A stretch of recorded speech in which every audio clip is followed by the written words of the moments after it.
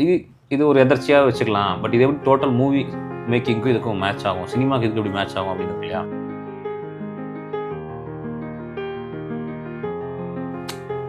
ஒன்று டிசைட் பண்ணிட்டோம், இதை சொல்ல போகிறோம், டிசைட் பண்ணிட்டோம். அது எப்படி சொல்கிறது, எத்தனை டைமுக்குள்ளே சொல்கிறது, எத்தனை நாளுக்குள்ளே சொல்கிறதுன்றது.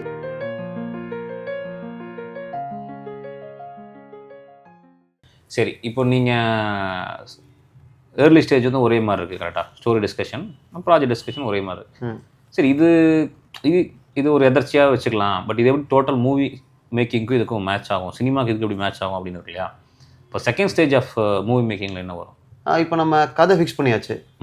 அடுத்து எந்த ஆர்டிஸ்ட்டு, எல்லா ஆர்டிஸ்ட்டையும் பேசி லாக் பண்ணுறது. ஓகே. அடுத்து என்ன படம் பண்ண போகிறோமோ அதுக்கு ப்ரீ ப்ரொடக்ஷன் பண்ணுவோம்ல. கரெக்ட். ஒன்று டிசைட் பண்ணிட்டோம், இதை சொல்ல போகிறோம், டிசைட் பண்ணிட்டோம். அது எப்படி சொல்கிறது, எத்தனை டைமுக்குள்ளே சொல்கிறது, எத்தனை நாளுக்குள்ளே சொல்கிறதுன்றது ப்ரீ ப்ரொடக்ஷன். ஓகே. ஸோ அதான் நீங்கள் என்ன சொல்கிறீங்கன்னா, லைக் பர்ஃபார்மிங் ஆர்டிஸ்ட் யாராரு, அதுக்கடுத்தது டெக்னீஷியன்ஸ். கரெக்ட். எல்லா டிபார்ட்மெண்ட்ஸும் இருப்பாங்க, மல்டிபிள் டிபார்ட்மெண்ட்ஸ் கிராஃப்ட்ஸ் இருப்பாங்க. அதெல்லாமே டிசைட் பண்ணி பேஸ்டாக அந்த ஸ்கேல் ஆஃப் த மூவி. ரெண்டாவது டைம் மெயினாக ஒரு ஷெட்யூல்டா, 2 ஷெட்யூல்டா, 3 ஷெட்யூல்டா, based on the locations you will have the time frame. இதெல்லாம் பேஸ் பண்ணி you work out on that casting. Pre ப்ரொடக்ஷனில் you will fix everything. Correct. Budget involve பண்ணி ஷூட்டுக்கு தேவையான எல்லாத்தையுமே you will fix it on the pre production, right?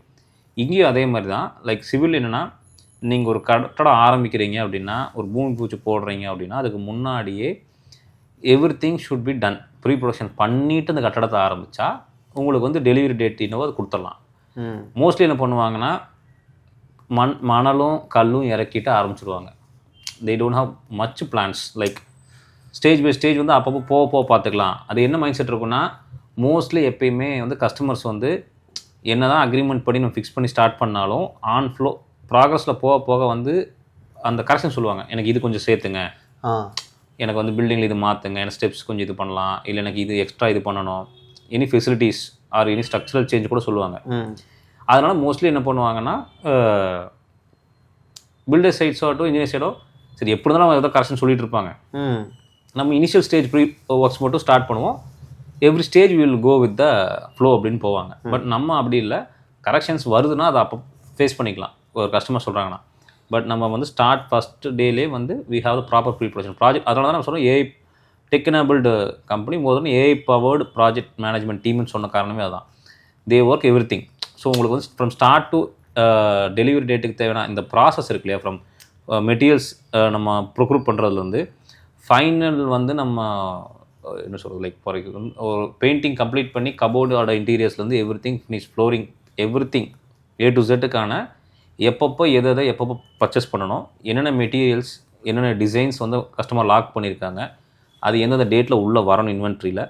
So everything will be pre planned and everything will be booked. Mostly வந்து இப்போ உங்களுக்கு எல்லாமே கிரெடிட்டில் வரும்னு சொல்ல முடியாது. சில time you have to pay cash. So அது எல்லாமே பே பண்ணி everything will be staged before the puja, bhoomi puja. So அதனால் உங்களுக்கு என்னென்னா பார்க்குறவங்களுக்கு வந்து ஒர்க் ஸ்டார்ட் ஆன மாதிரி இருக்கும். பட் அந்தந்த ஸ்டேஜஸ் நடக்க அதுக்கான மெட்டீரியல்ஸ்லேருந்து அதுக்கான மேன் பவர் டெக்னீஷியன்ஸ் வந்து ஆட்டோமேட்டிக்காக வந்துகிட்டே இருப்பாங்க, ஃப்ரீ ஃப்ளோயிங்காக. ஸோ இது காரணம் என்னென்னா, நீங்கள் ப்ரீ ப்ரொடக்ஷன் பக்காவாக பண்ணிடுறோம். இப்போ நீங்கள் சினிமாவில் எப்படி நீங்கள் எல்லாமே ஒரு ப்ரீ ப்ரொடக்ஷன் ஒரு மூவிக்கு தகுந்த மாதிரி நீங்கள் அதுக்கான ப்ரீ ப்ரொடக்ஷன் டியூரேஷன் மாறும். ஸோ அதே மாதிரி இங்கேயும் இப்போ 2 BHK கட்டுறோன்னா அதுக்கான ப்ரீ ப்ரொடக்ஷன் டைம் கம்மியாக எடுத்துக்கும். ஒரு பெரிய இன்ஸ்டியூஷன்ஸ் கட்டுறோம் அப்படின்னா மல்டிபிள் ஃப்ளோர்ஸ், மல்டிபிள் பிளாக்ஸ் இருக்கும். பட் அது நம்ம 8 months டெலிவர் பண்ணுறோன்னா அதுக்கான ப்ரீ ப்ரொடக்ஷன் பெருசாக இருக்கும், அதுக்கான யூஸ் பண்ணுற டீம்ஸ் வந்து பெருசாக இருக்கும்.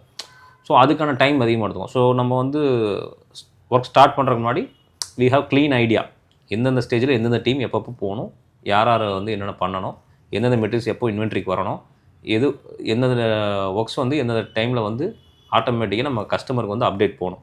ஓகே. ஸோ இங்கே ப்ரீ ப்ரொடக்ஷன்னா அங்கே பிளானிங் மோஸ்ட்லி சேம் தான். உங்களுக்கு அங்கே என்ன நம்ம எக்ஸிக்யூஷனுக்கு ப்ரீ ஒர்க் பண்ணுறாங்களோ சேம் இங்கேயும் அதே ப்ரீ ப்ரொடக்ஷனுங்கிற ஒரு கான்செப்ட் வந்து சிவில்லி இருக்குது.